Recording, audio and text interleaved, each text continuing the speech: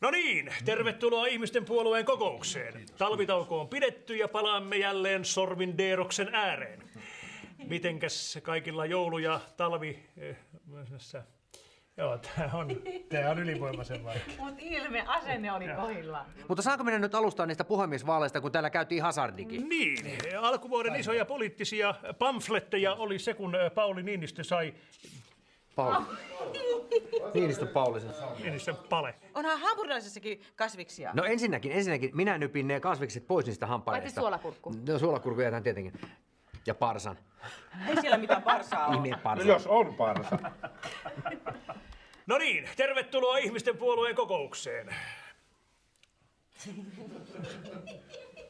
Minua nyt vaan korpeaa Niinistö. Ai korpea. Korpeaa Niinistö. Miksi? No siksi vaan, että minua korpeaa, että on yksi poliitikko, joka täällä nyt vaan... On teikäläisen rouvan iltapäiväunissa. Niin. Rullallinen. On asian ytimeen. Siellä hän luistelee. Ja mikä on kiitos? Että Päivi pilaa joulun, että Päivin takia mummi itkee, että Päivin takia lapset on kaljanpeitossa. Eikö siinä vähän niin käynyt? On ollut vähän tukalaa.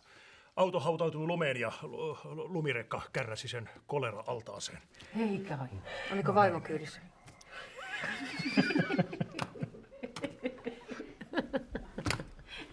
On ollut vähän vaikeaa.